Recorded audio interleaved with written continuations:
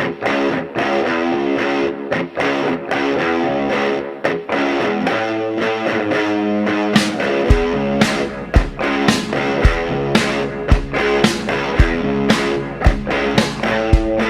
right, so we have with us here today Chris Venhuizen, who's an awesome guy. Grew up here around Mora and is real active in our church and one of our youth leaders.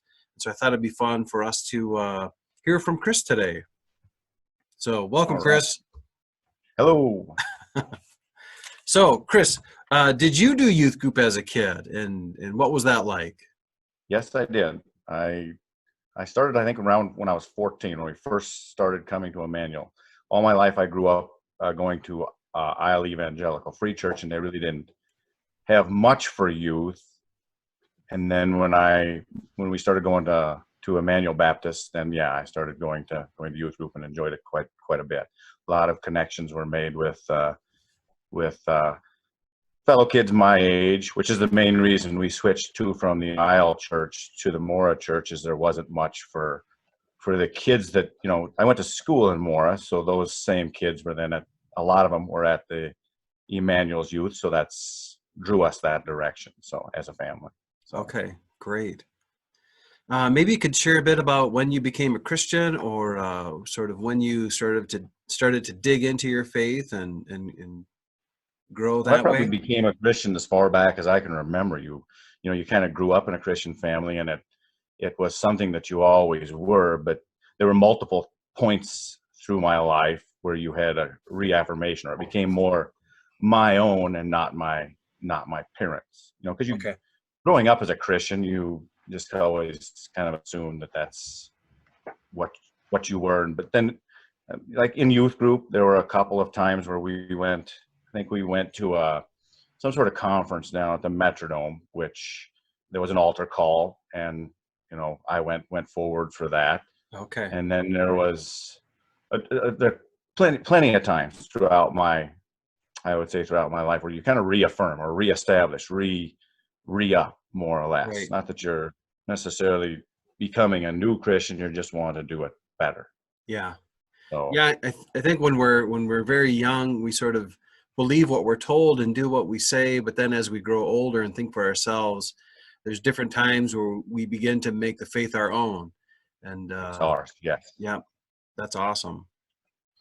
Why have you stayed in the faith? Why have you remained a follower of Christ, a Christian? That's awful. That sometimes can be a very tricky answer, but simply for me, it's where my purpose in life comes from, is and joy and happiness. You're always, as a youth, you always grew up wanting to be the star basketball player, this or that, and thought that would give you satisfaction in life. And a lot of times where real satisfaction and joy has come from for me is through becoming a better, stronger believer. So Awesome. a lot of times that's why it gives your life purpose to me. Yeah. And well, and the youth should know that Chris Venhuizen on the basketball court in high school was a force of nature, and he was a big deal. And that did bring, it feels good to have the crowd cheered. It feels good to be patted on the back. But the kind of joy that brings is nothing like the deep joy that we find, walking with Christ. Correct. Nothing compares to that. That's an empty kind of a satisfaction. So. Right. Yeah, you always want more. And I remember, we went to state in football, and the huge crowds and people cheering, and you get trophies, and everyone wants to talk to you about it, but that's fleeting. That's not satisfying. That's cool. Right. And I guess that's why, as it feels like that's where your true joy in life comes from. So. Good. Okay. Good. Well, how long have you been a youth leader here at Emmanuel?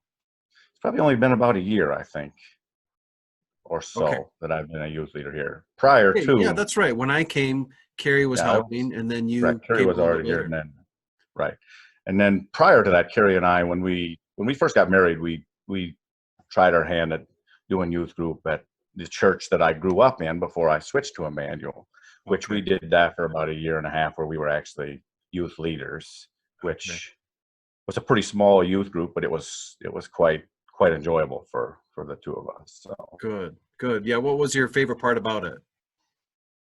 the connection with the kids, and some of those kids you still have connections with, Yeah. meaningful, important connections. So Good. Well, speaking of being connected, we're not connected right now. it's a different connection now, that's for sure. Yeah, we're not in the same room anymore, and that's frustrating. Is there anything you'd like to say to the youth who are watching this? Yeah, it sure is struggling to not see their faces, to see their growth, in our small groups, especially our small groups. That small groups activity, a lot of times, where you really can have some deeper connections, is something that it's quite missed. And then, not just seeing the growth by those young men that we get to hang out with. It helps me to grow too. I know this sounds ridiculous, Yeah, but sometimes that connection helps me to grow in my faith, and to want to do it better, to know more, to probe deeper. So miss that. Yeah, yeah, me definitely miss too. that. Yeah, hopefully before too long we can head towards normal, because the new normal is no Correct. fun. Yes, head towards normal. Correct. Well, good. Well, hey, Chris, I sure Good. appreciate you taking the time here today, chatting and sharing a And bit about yourself and hopefully, your faith. I love it. yeah, and hopefully this works. This whole on the line stuff. Hopefully it all works out. I Yeah, hope it. yeah, we'll see.